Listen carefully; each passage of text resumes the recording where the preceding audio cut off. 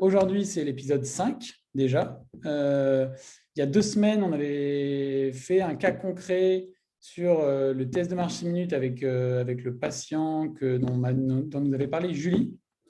Et du coup, comme on a pas mal aimé ce format et qu'il y a plein de personnes qui m'ont demandé un peu des avis sur certains protocoles, je pense que dans les prochain webinaire, ce sera aussi un sujet à chaque fois le plus pratique possible. Donc, n'hésitez pas à nous envoyer vos cas concrets, qu'on puisse voir comment on peut essayer de résoudre certains problèmes que vous rencontrez. Donc là, c'était de partir sur l'ergocycle ou le vélo et de se dire, voilà, vous avez un patient, un client, on l'appelle un patient-client de 50 ans qui fait 90 kg, 1,75 m, et vous devez lui proposer d'améliorer sa capacité aérobie. Comment est-ce qu'on fait? C'est la question que j'ai posée à Daniel. Donc, j'ai dit à Daniel, voilà les données que j'ai. Quelle est sa VO2 max? Où est-ce qu'il se situe? Et du coup, quelle est sa PMA? Et qu'est-ce qu'on peut lui proposer comme entraînement pour que ce soit une difficulté moyenne? Voilà les questions que j'ai posées à Daniel. En passant, c'est bien depuis, je pense, ça se discute au gouvernement que pour que la PMA soit légalisée, c'est très bien. Mais c'est vrai que c'est une autre PMA, mais quand même. Nous, c'est la puissance maximale aérobie. On a bien le droit de rigoler un peu. Bon, donc, on y va. C'est parti. Étape 1, estimer la capacité de la personne. Pour que le protocole d'évaluation soit adapté à la personne, la première étape est d'estimer sa capacité aérobie de la personne. Donc, personne deux fois dans la phrase, Robin. Cela permet d'éviter, par exemple, qu'une personne de 50 kg, surtout sur le vélo, encore plus sur le vélo, parce que le nombre de la puissance, parce que sur un vélo, on a des mesures de watts en puissance, en watts, et les watts qu'on va développer vont dépendre de la capacité aérobie réelle, donc des mètres de la personne, mais également de son poids. Quelqu'un de 50 kg développe moins de watts pour le même nombre de mètres qu'une personne de 100 kg ou de 90 kg dans ce cas-ci. Donc, donc, ça vaut la peine. La plupart, on ne le fait pas. S'il y en a qui travaillent en collaboration avec des centres de réadaptation cardiaque ou dans des hôpitaux, souvent, on applique un protocole que moi, j'ai appelé 20-10-1. On commence à 20 watts, on augmente de 10 watts à chaque palier et chaque palier dure 1 minute. 20-10-1. Il y en a aussi certains, il y a François Carré, je l'ai consulté. Ah oui, c'est vrai, François Carré, c'est lui qui, dans 2 semaines, donnera la conférence qui va être, je ne sais pas le sujet exact, mais ça va être sur le capital santé sûrement, c'est ça, Robin? Oui, sur l'évaluation, en tout cas, ce sera sur l'évaluation, on verra avec lui. En tout cas, sur le capital santé, puis on verra le sujet exact qu'il vous présentera, à moins que vous ayez des questions particulières, parce que François est bien ouvert aussi à ce que ce soit des sujets. Si vous avez des sujets particuliers pour François, envoyez-les nous. Parce que c'est un grand spécialiste de l'activité physique pour la santé, de cardiologie. Donc, vous verrez, puis les sujets qu'il peut aborder sont multiples et variés. C'est ça, c'est important pour le vélo de bien connaître, de bien ajuster le protocole. Oui, ce que je disais, c'est que souvent dans les centres de réadaptation cardiaque, on fait du 20-10-1, mais vous allez voir que ce n'est pas nécessairement adapté à l'ensemble des personnes. Et c'est même problématique. C'est ça, on va faire le choix du jour, on va estimer avant d'évaluer, parce que là, à ce moment-là, on va faire un protocole qui est plus juste. Vous pouvez aller directement si ça vous intéresse, vous pouvez aller directement sur le site metsop.net et vous pouvez faire l'évaluation, l'estimation de vos mètres, de votre capital santé gratuitement. Okay? Du coup, il est entièrement gratuit et à la fin, vous avez juste à donner votre mail pour qu'on vous envoie le bilan détaillé, donc même que ce soit pour vous ou vos patients. N'hésitez pas à l'utiliser, l'adresse elle est sur le diapo, notez-la et puis je vous la renverrai aussi sur le… Vous allez sur Metsop.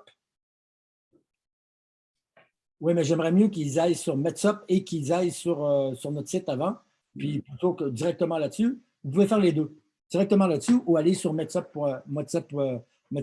J'aimerais mieux que ce soit metsop.com. Tu ajouteras metsop.com parce que là, ils pourront voir la vidéo de François Carré et tout ça en plus. OK. Les questions sont les suivantes. Votre emploi ou votre occupation vous demande-t-il un effort physique? On a supposé que la personne répondait peu intense et elle faisait des efforts peu intenses. Quel genre d'activité physique avez-vous l'habitude de pratiquer? Ben, cette personne-là ne pratique pas d'activité physique particulière. Combien de cigarettes fumez-vous par jour? Elle fumait entre 3 et 15 cigarettes par jour. À combien estimez-vous votre surplus de poids? Elle estimait que c'était 2 à 5 kilos, plutôt 5 kilos. Avez-vous pratiqué en compétition une activité sportive dans le passé? Non. Lorsque je monte les escaliers, attention, la dernière question est posée des fois. Si la personne, les 5 premières questions donnent quelque chose qui va estimer la capacité aérobie les mettre de façon très élevée, parce que la personne fait beaucoup d'activités physiques, elle n'a pas de poids à perdre, elle ne fume pas, elle a déjà fait de la compétition, etc., etc. Ben là, la question qui va te poser, est-ce que vous faites du footing et à quelle vitesse vous faites votre footing? Tandis que là, si les premières questions nous mènent vers quelqu'un d'un peu moins en forme, on lui pose la question sur lorsque je monte les escaliers, est-ce que je trouve ça, ben ça va jusqu'à très essoufflant ou c'est impossible, ou de l'autre côté, pour les questions, ça peut donner aussi, ben, je trouve ça, c'est pas du tout essoufflant, c'est très facile pour moi, ou ça va aller jusqu'à impossible pour moi. OK? En fonction de ça, qu'il faut comprendre que c'est un questionnaire qui a été, c'est le questionnaire de Benoît Huet, qui est un étudiant de Luc Léger, qui a été modifié par moi et que nous, on a remis au goût du jour. OK? Dans ce cas-ci, et c'est ce que vous obtiendrez si ça fait une estimation. Dans ce cas-ci, c'est une estimation. Nous estimons votre capital santé à 6,1 mètres. OK? Ça, ce n'est pas l'évaluation, c'est l'estimation. OK? À partir du questionnaire. Les réponses au questionnaire ici, en sachant également l'âge de la personne, le poids et la taille de la personne pour faire un calcul de l'IMC, nous amène avec le questionnaire, le résultat du questionnaire, à une estimation de 6,1 mètres. Au mieux, avec les normes les plus justes qu'on peut avoir, sur 100 personnes, c'est une personne de 50 ans, ça veut dire qu'il y avait 11 personnes qui ont moins bon résultat et dans ce cas-ci, 89 personnes qui ont un meilleur résultat.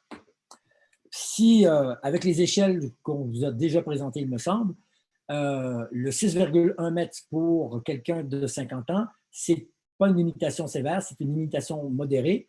Et la limitation sans limitation, selon ce qu'on a fait, le tableau que vous avez présenté, qu'on avait conçu avec François Carré, à son âge, il faudrait, pour avoir à 80 ans 8 mètres pour un homme, il faudrait avoir 10,3 mètres, 10,3 mètres à 50 ans. À 50 ans.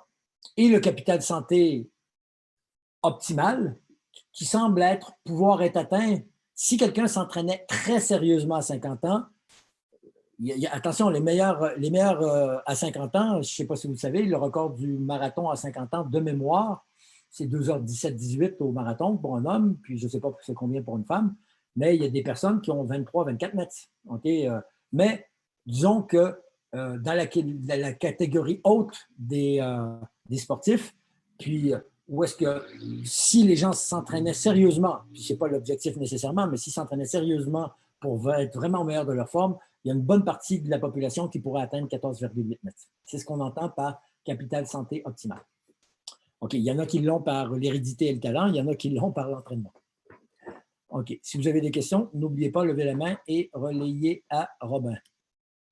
OK. Un protocole. Les protocoles, je vous l'ai dit, dépendaient, la puissance, la PMA dépend de nos mètres et de notre poids. Bon, cette personne-là est un peu plus lourde que moi. Moi, je fais 87 kilos, mais j'ai 16 mètres. Mais moi, j'arrive à faire plus de 400 watts. Puis quand je fais mon protocole, je commence à 180 watts. Donc, cette personne-là, et si vous prenez des personnes qui ont 2 mètres et qui ont 45 kilos, ils devraient faire un premier palier vers 7 ou 8 mètres. OK? 7 ou 8 watts. Donc, c'est un calcul. Je vais montrer rapidement d'où ça sort. S'il y a des... moi, j'ai rien... j'ai inventé. Oui, j'ai inventé un petit peu. Vous voyez toujours mon tableau. Ici, tous les protocoles. Dans les faits, il y a une relation entre... ici, j'ai fait tous les protocoles pour la présentation, même si on vous en présente juste un. Ici, vous avez, par exemple, pour une personne de 2 mètres, 3 mètres, 4 mètres, 5 mètres, jusqu'à 15 mètres et même jusqu'à 20 mètres, mais là, comme ça ne rentrait pas dans le PowerPoint, je les ai mis de côté ceux-là, de 45 kg, de 50 kg, de 55 kg. Et là, si on revient à la personne qu'on a choisie, nous, c'est une personne de 90 kg. Donc, le poids ici est à 90 kg. Et si on a 6 mètres, vous avez le protocole ici à 6 mètres 90 kg. Ça fait un protocole pour que il y a des relations directes entre les mètres et les watts en fonction du poids. Et à 100%, c'est-à-dire que normalement, quelqu'un qui a 6 mètres et un rendement mécanique moyen et qui fait 90 kg devrait être capable de faire pendant environ 5-6 minutes 137 watts avec un effort maximal. C'est ce que ça veut dire. Donc, pour le palier, on commence plus doucement. On commence plus doucement et on augmente progressivement. Et on peut générer un protocole pour tous les mètres estimés et tous les poids. Là, j'en ai fait de 45 kg jusqu'à… Tu peux montrer, Daniel? Oui. Est-ce qu'on peut voir du coup, notamment, pourquoi le 20-10-1, il peut ne pas être adapté quand on voit pour les personnes les plus faibles Plus faibles et plus légères, oui, effectivement. Si je prenais l'exemple, bon, une personne en centre de réadaptation cardiaque moyen, c'est 4 mètres. OK, c'est ici. Puis, disons que c'est une personne qui fait, une dame qui fait 55 kg. Bon, même une dame qui fait 50 kg. Ben, le premier palier, si vous voyez, ça peut être à peu près 20 watts, 23 watts dans ce cas-ci. OK? Mais par la suite, il ne faudrait pas augmenter. Une augmentation, ça a été défini par… je ne l'ai pas mis dans le PowerPoint, puis j'aurais dû. Tu me feras penser de l'ajouter dans le PowerPoint, Robin. C'est ce qu'a dit la Société française de cardiologie, qui a dit qu'un test devrait être adapté à chacune des personnes et augmenté progressivement. Pas trop rapidement, ni trop lentement. Si c'est trop lentement, ça dure trop de paliers. Ça peut durer 15, 16, 17, 18 paliers, c'est trop long. Puis si c'est trop difficile, si on fait un 10, un 20, 10, 1, elle va faire le premier palier, puis ça va être presque un effort maximal. Puis on va prendre quelqu'un de pire encore, quelqu'un qui est à 3 mètres, c'est 50 kilos.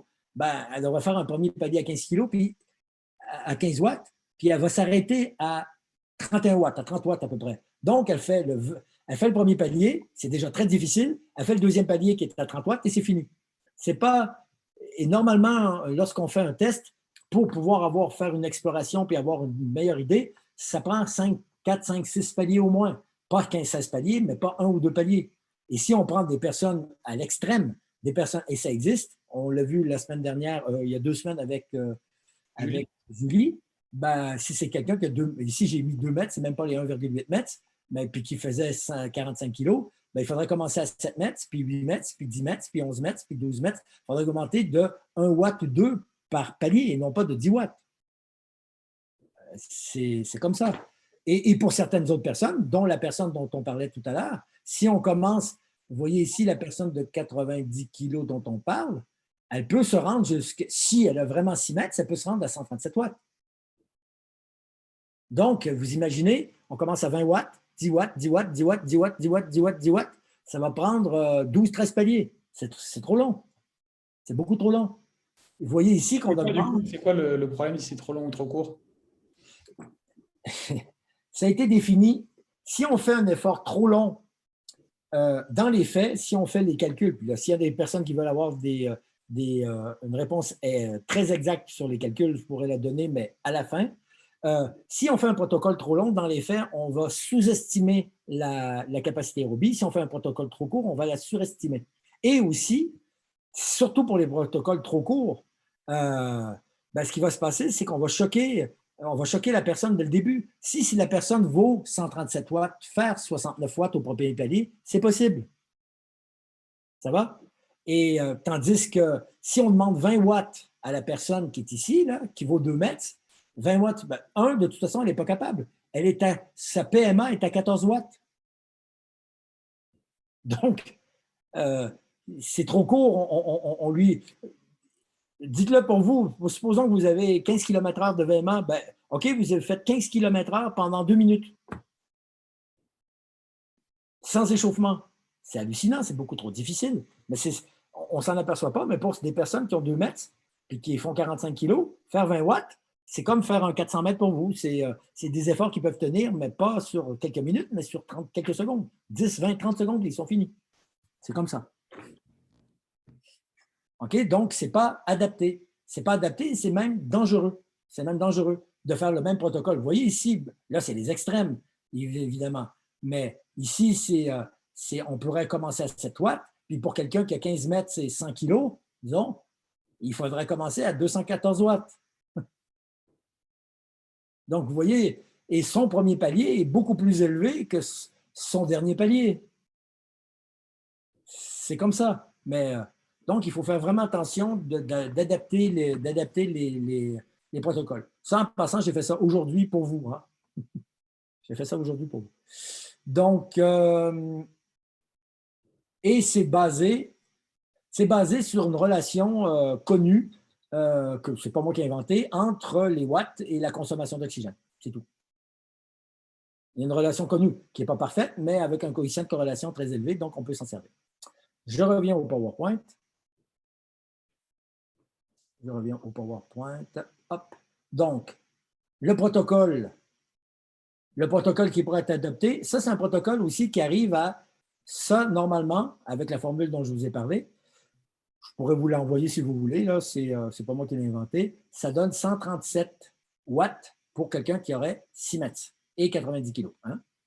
Donc, mais c'est un protocole, j'ai fait un protocole classique qui n'est pas celui que moi je mets de l'avant, mais souvent on fait des protocoles 2-0, c'est-à-dire un protocole 2-0, c'est 2 minutes d'effort, 0 secondes d'arrêt. Ça veut dire quoi? C'est que la personne fait 69 watts pendant 2 minutes, après ça 82 watts pendant 2 minutes, en enchaînant.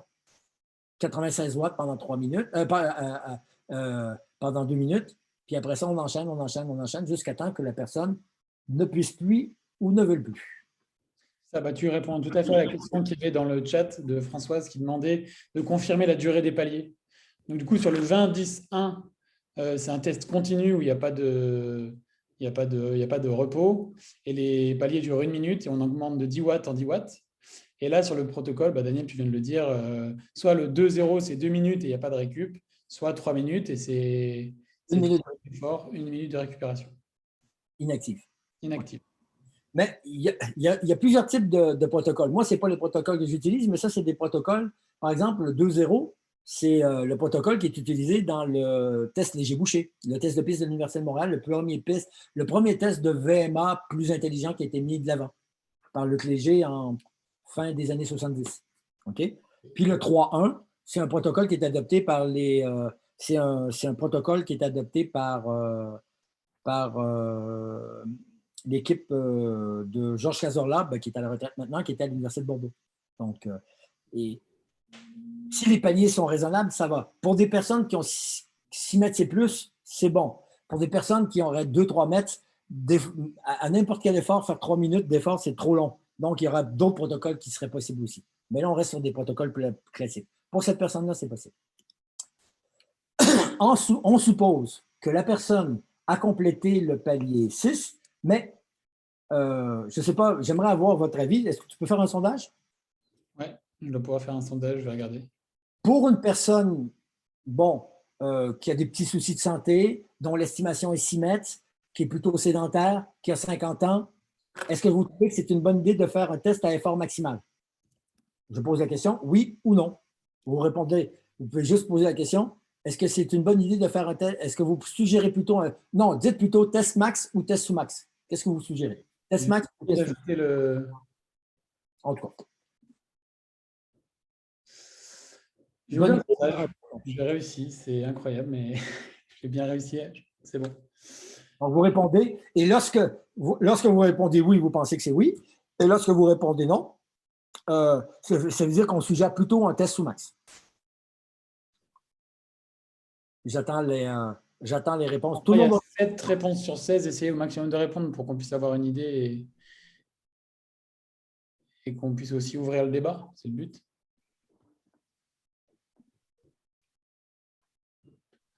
Il y a eu 10 réponses, donc 62% des personnes ont répondu. Ont répondu quoi? Pour l'instant, c'est plutôt en faveur du non, et il y a 70% non, 30% oui. Mais tout le monde n'a pas répondu. Mais oui, on va continuer. Show must go on. Donc plutôt non, donc 7 sur 2, enfin 70%, et 3 qui disent que oui. Donc ça veut dire que la plupart, pour cette personne-là, suggère plutôt de faire un test sous max. Je suis plutôt en accord avec ça. Je trouve qu'il y a, vous allez voir, on peut s'en tirer avec un test sous max. Je vais vous donner la méthode qu'on peut utiliser avec un test sous max pour calculer le max, même si c'était un test sous max.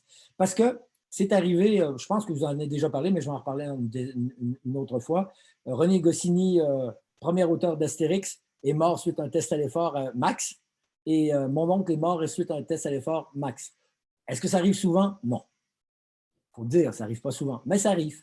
J'ai posé la question à François aussi. Il dit on a plus de risques, excusez-moi, pas de chance, d'avoir des problèmes suite à un test max que suite à un test sous max. Et est-ce que c'est mieux, est-ce que ce serait mieux d'avoir un résultat vraiment max? Oui, mais je trouve que risquer pour un mort sur peut-être 1 million, je ne sais pas, ou sur 100 000, je ne sais pas combien il y en a, je trouve que ça ne vaut pas la peine. Pour quelqu'un qui n'a pas de risque, qui est jeune, qui est relativement sportif, etc., on peut faire des tests max.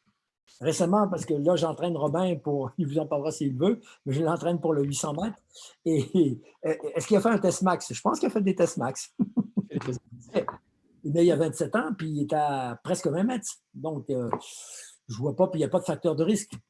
Surtout qu'en plus, on peut dire aussi que là, quand on parle avec des patients, le test max, il est fait avec l'équipe médicale, etc. Pourquoi pas? Mais là, si on parle du coup de vraiment terrain pratique en tant qu'enseignant APA ou… Moi, je ne prends pas de risque. Je ne prends pas de risque. Donc, il a complété, dans ce cas-ci, on suppose qu'il a complété, ça aurait pu être autre chose, on suppose qu'il a complété le palier 6, qu'il a fait 137 watts, il a complété. Ce n'était pas un effort maximal. Son ressenti, on lui a demandé sur l'échelle de Borg ou subjective, moi j'appelle ça une échelle subjective de difficulté, mais il a dit difficile, l'équivalent de 7 sur 10. Bon, maintenant, qu'est-ce qu'on fait avec ça? La première des choses, c'est l'interprétation. J'ai fait un grand tableau comme ça, mais qui va, peu importe votre poids, okay, si vous voulez faire l'interprétation, supposons cette personne-là qui a fait un protocole 6 mètres, le protocole, c'est un protocole 6 mètres, évidemment, si la personne fait 80 kg ou 70 kg ou 100 ou 120 kg, ce ne sera pas les mêmes watts. Mais par contre, si elle complète le premier palier, ça lui donne 3,5 mètres. Si elle complète le deuxième palier, 4 mètres. Si elle complète le sixième palier, et c'est logique parce que moi, je m'arrange pour que le sixième palier corresponde à l'estimé, à ce qu'on a, à ça ici. C'est un protocole 6 mètres, tu complètes le sixième palier, tu as 6 mètres. OK? Donc, au départ, sans tenir compte du fait qu'elle n'a pas fait un effort maximum, cette personne-là aurait 6 mètres. Et, bon, si tu as un protocole 8 mètres, puis si la personne fait le troisième palier, elle aurait 5,9 mètres. C'est à peu près la même chose. OK? Puis vous allez voir, c'est sans doute que les watts ici et ici sont les mêmes. Donc ici, on s'est un peu trompé sur l'estimation. Ça veut dire qu'on serait un peu trompé sur l'estimation. Est-ce que c'est clair? Et j'ai fait un tableau. Donc ça, c'est un tableau que vous pouvez utiliser. Puis je l'ai fait aussi jusqu'à 15 mètres. Mais là, je voulais juste le présenter jusqu'à 8 mètres parce que notre sujet était… puis la plupart des sujets, si on parle d'enseignants en activité physique adaptée, je pense que la plupart de vos sujets vont aller de 2 à 8 mètres. Il y en aura très peu en bas de 2, même si ça peut exister, et il y en aura très peu au-dessus de 8. OK? OK. Donc, la personne sans ajustement, ça lui fait 6 mètres. Par contre, moi, j'ai fait quelque chose, j'ai fait un projet de recherche avec Martin Buchette, que vous connaissez peut-être. Martin Buchette était si vous suivez, c'est un spécialiste de l'entraînement, il a même été… spécialiste, je ne sais pas c'était quoi son titre exactement, mais il était au PSG. C'est un des anciens étudiants, il était au PSG. On avait fait un projet lorsqu'il était enseignant à l'Université d'Amiens et ça nous a permis de connaître, lorsqu'on fait, comment ajuster les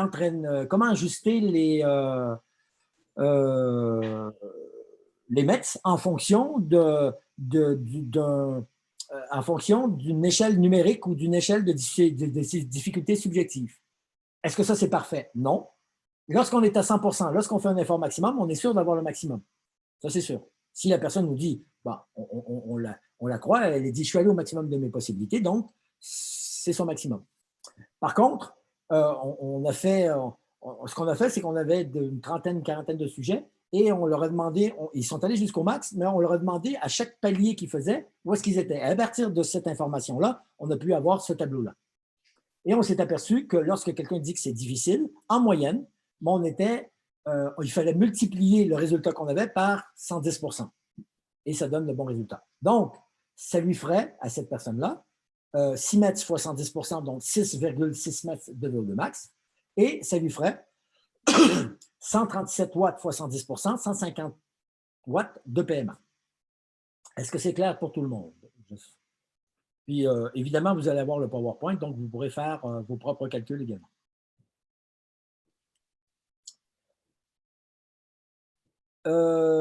Puis, avec la même échelle que nous, on utilise dans notre questionnaire d'estimation, là, c'est l'évaluation à 6,6 mètres. Si vous avez remarqué aussi, tout à l'heure, elle était de mémoire à 41% du capital santé optimal. Donc, 6,6 divisé par 14,8, ça fait 45%. Et tout à l'heure, il y avait 11 personnes sur 100 à partir du questionnaire d'estimation qui avaient un moins bon résultat. Là, c'est 16 personnes, donc elle est un peu plus en forme.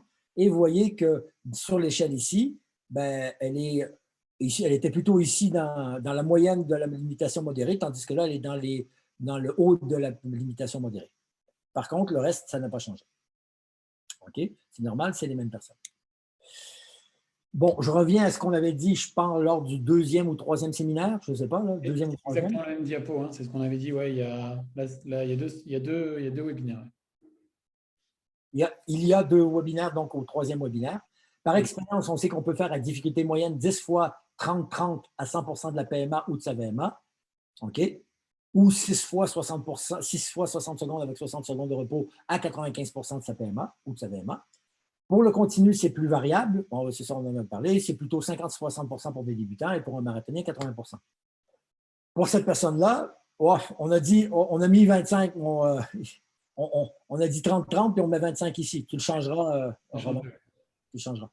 Donc, on va faire 10 fois 30 secondes à 100% de sa PMA. Est-ce que c'est assez facile à calculer? Bon, sans vous projeter la… Ah oui.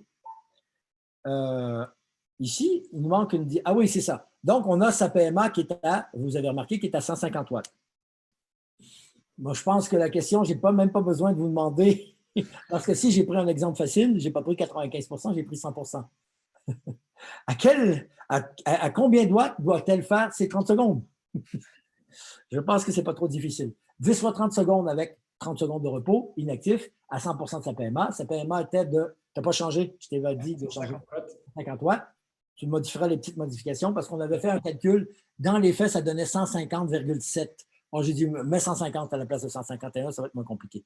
Cela fait 10 fois 30 secondes à 150 watts avec les 30 secondes de repos. C'est bien de faire un échauffement de 3 minutes, environ à 60%, ça ferait 90 watts. Un retour au calme d'environ 3 minutes, environ à 50%, ça ferait 75 watts. Donc, la personne ferait 3 minutes à 90 watts. Après ça, pourrait se reposer un peu, boire de l'eau. Et après ça, faire les 10 fois 30 secondes à 150 watts avec du repos inactif de 30 secondes. Et après ça, prendre un petit peu de repos, boire un peu d'eau, je ne sais pas pourquoi. Puis après ça, faire 3 minutes à 75 watts. Et ce serait un bon entraînement pour cette personne-là. Ce serait sans doute une cote, ce serait moins difficile que son test. Ce serait sans doute, normalement, tout est calculé pour que ce soit à peu près une cote 5 sur 10 ou une difficulté moyenne. Si je ne me trompe pas, 5, je l'ai mis, ouais, 5, c'est plutôt moyen. C'est ça. OK. Bon, ben, j'ai fini, moi. C'était, donc là, j'attends les questions, les réactions. Puis, n'oubliez pas, avant que je l'oublie, si vous avez des sujets particuliers que vous aimeriez que François Carré aborde, ben, ce serait le temps de maintenant ou avec un courriel vous envoyez un courriel à Robin pour le dire. Si vous avez des questions, réactions, etc., ce serait bien que ce soit de vive voix. C'est ça. Mathieu a levé la main, donc on va lui laisser la parole. Mathieu. Oui, bonjour, merci. J'avais une petite question du coup sur cette dernière diapo avec la récupération à 50%. C'est plus pour une information pour savoir, du coup, est-ce que c'est pas une récupération qui est peut-être un peu haute Oui, c'est juste le retour au calme, du coup. Oui, pas la récupération. Entre les 150 watts, c'est du repos inactif. D'accord. Parce que je trouvais que c'était un peu haut pour une fin de séance et une récupération active, du coup. Oui, de toute façon, lorsque je fais faire, est-ce qu'il y a, personnellement, lorsque je fais faire de la récupération active, un, je la fais plus longue, deux, je la fais un peu moins que le retour au calme. Ok, merci. Ce serait plutôt de l'ordre pour ce type de personnes, de l'ordre de 40% et pendant 1 minute plutôt que pendant 30 secondes. Ce qui fait l'équivalent de récupérer pendant une trentaine de secondes. Oui, mais il y a toutes sortes de possibilités, mais moi, je me suis aperçu avec le temps que les personnes moins en forme préféraient avoir des repos inactifs entre les répétitions plutôt que des repos actifs. Et c'est la méthode qu'on utilise au Centre de réadaptation cardiaque d'Avignon. Ils font toujours des récupérations inactives. Puis la plupart des gens, des personnes moins en forme préfèrent ça plutôt que… Moi, personnellement, je préfère les récupérations actives. Quand je fais cet entraînement-là, parce que moi, je l'ai fait il n'y a pas longtemps, là, je ne dirais pas combien de watts j'ai développé, c'est un petit peu plus que cette personne-là, mais j'ai fait les 10 fois 30 secondes avec 60 secondes de repos actif.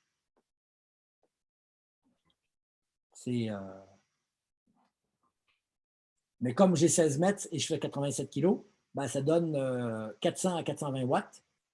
Puis ma récupération active, moi, est à 190 watts. Et mon retour au calme, je le fais à 220 watts.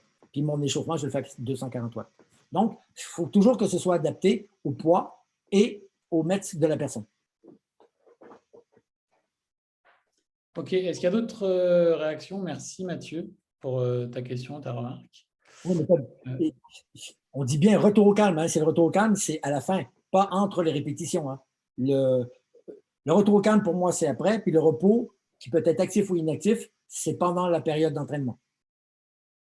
Ok, c'était ok c'est ok pour tout le monde? Est-ce qu'il y a d'autres questions? Est-ce qu'il y a d'autres remarques? Même si c'est sans lever la main, s'il y en a qui sont timides, au moins posez-la dans le chat, qu'on y réponde. C'est toujours bien que quand on a des échanges oraux, c'est toujours plus sympathique. Donc, Ouais. ce type d'entraînement-là, ben, moi, je suis le meilleur cobaye. Je suis passé pendant le confinement, je suis passé malgré mon âge avancé, de 64 ans, je suis passé de 13,8 mètres là, je suis à 16,7 mètres. J'ai amélioré de presque 3 mètres déjà. Il n'y a pas d'autres questions, Daniel. Il est 19h05. Ah, si, Aurore. Aurore. Sur le gong. Permettre de parler. Aurore. Ça y est. Aurore. Bonjour, Aurore. Oui, un petit peu, un peu moins, mais… J'avais une question du coup par rapport justement à la proposition d'entraînement, là, les 10 x 30-30. Est-ce que vous avez fait un comparatif avec du continu à peu près similaire en termes d'intensité et est-ce que c'est aussi efficace? Est-ce qu'il y a autant de variations sur les mètres ou pas? Bon. Très honnêtement, lorsqu'on fait il y a eu beaucoup d'études qui ont été faites entre l'intervalle et le continu. Okay? Beaucoup d'études qui ont été faites là-dessus. Et parfois, quand l'étude est relativement bien faite, on obtient plus de résultats en général lorsqu'on fait du fractionné. OK? Mais pas à la même intensité. Parce que là, tu as mentionné intensité. Et l'intensité se définit en watts. Évidemment, cette personne-là, 150 watts, elle fait 10 fois 30 secondes, ce qui fait 5 minutes au total, mais en fractionné. En général, on était capable de maintenir 5 à 6 minutes à 100% de sa PMA. Si elle fait du continu, elle ne le fera pas à la même intensité. Elle peut le faire à la même difficulté. Oui, c'était ça que je voulais dire, difficulté, pas intensité. Parfait. Pardon. Je précise parce que souvent, on mêle les deux termes. Intensité, c'est vraiment est-ce que ça donne autant de résultats? Mon observation à moi et l'observation qu'on a fait dans les centres de réadaptation cardiaque dans lesquels on est partenaire, non. On obtient plus d'augmentation de la PMA lorsqu'on fait de l'entraînement à 100% de la PMA, mais sans que ce soit plus difficile. Hein. Ce n'est pas parce que c'est intense que c'est difficile. Cet entraînement-là va être une difficulté moyenne. Très honnêtement, ça va être une difficulté moyenne. Et le problème, c'est qu'il y a eu beaucoup d'études, mais ils comparaient des modalités d'entraînement différentes, mais pas nécessairement avec la même difficulté. Parce qu'il n'y avait pas de contrôle de la difficulté, parce que ce n'est pas si facile que ça, parce que la difficulté ressentie est subjective, mais moi, je sais qu'on peut la calculer, ce qui est prévu, et la comparer à ce qui est fait. Et c'est ce qu'on fait, nous, puis c'est ce que je vous ai montré là. Cet entraînement-là va être un entraînement moyen pour une personne. C'est logique. Cette personne-là est capable de faire 5-6 minutes à la suite à 150 watts et on lui demande de faire 5 minutes, mais par intervalle, en fractionné. Donc, ça va être plus facile, évidemment. Donc, ce n'est pas un effort maximal. C'est loin d'être un effort maximal. Ça va être à peu près 5 sur 10, à peu près moyen. Ce ne sera pas très difficile. Ça peut aller de facile à… Ce sera sans doute de facile à difficile, mais jamais dans la tranche très difficile ou jamais dans la tranche très facile. Ce qui va donner des bons résultats parce qu'il faut aussi… Si on fait des entraînements trop difficiles, on ne récupère pas assez vite. Et puis, ça peut être dangereux pour des personnes qui ne sont pas très en bonne santé. Et si l'entraînement est trop facile, ben, il n'y a pas d'adaptation. Et à ce moment-là, il n'y a pas de surcompensation, donc il n'y a pas d'amélioration. Donc, il faut faire des entraînements qui vont permettre effectivement une adaptation sans surentraînement. Est-ce que j'ai bien répondu à ta question, Aurore? Oui, et j'avais une dernière question. Il n'y a pas de problème. Les entraînements, du coup, il y avait un jour de récupération entre ou du coup, c'était tous les jours? Ça se passait comment? Ben, ça dépend. Moi, je suggère qu'il doit toujours avoir au moins une journée de repos. Le jour 1, faire un entraînement, le jour 3, faire un entraînement, le jour 5, faire un entraînement, par exemple. Mais pas tous les jours. Un des problèmes que nous, on a dans les centres de réadaptation cardiaque, ils font des entraînements tous les jours. Est-ce que c'est possible? Oui, mais il faudrait qu'il y ait des entraînements le jour 1, le jour 3, le jour 5, par exemple, soit des entraînements un peu plus difficiles, donc des entraînements moyens difficiles, et que les jours 2 et jours 4, ce soient des entraînements faciles pour permettre la surcompensation. On a plus de résultats comme ça que si on s'entraîne tous les jours avec des sollicitations, des difficultés un peu trop élevées. Dans les faits, même s'il n'y a pas d'études là-dessus, très honnêtement, moi j'ai fait des observations parce que j'ai entraîné entre autres un groupe de réadaptation à l'effort à Villard-de-Lans dans le Vercors pendant des années et des années, et ils s'entraînaient le mardi et le jeudi. Puis je me suis aperçu que lorsque je faisais des difficultés 6 sur 10, ben, il n'y avait pas le temps de récupérer. Donc, j'ai fait des difficultés 5 sur 10 et en 2 jours, on récupère. Pour la plupart. Ça va? C'est subtil, hein, mais à 3 sur 10, on récupère facilement. À 10 sur 10, on ne récupère pas du tout. Bon, ben, c'est comme ça. Ça, c'est une observation. Mais moi, je n'ai pas vu d'études là-dessus. Il faut comprendre une chose, c'est que actuellement, les physiologistes de l'exercice sont bons pour la physiologie, les médecins sont bons pour la médecine, mais ceux qui sont bons pour l'ensemble des choses dont on discute maintenant, c'est les spécialistes de l'entraînement. Et malheureusement, il n'y a pas beaucoup d'études qui se font vraiment sur l'entraînement. Et où est-ce qu'on trouve le plus de connaissances? Moi, personnellement, où est-ce que je me suis le plus amélioré, où est-ce que j'ai le plus appris? Parce que je viens du sport de haut niveau, mais c'est en discutant puis en allant dans des conférences pour le sport de performance que j'ai adapté pour le sport santé. C'est là qu'on apprend le plus et en expérimentant, évidemment en expérimentant. Moi, j'ai beaucoup expérimenté sur ma maman qui s'entraîne toujours à 90 ans et qui a fait son entraînement hier.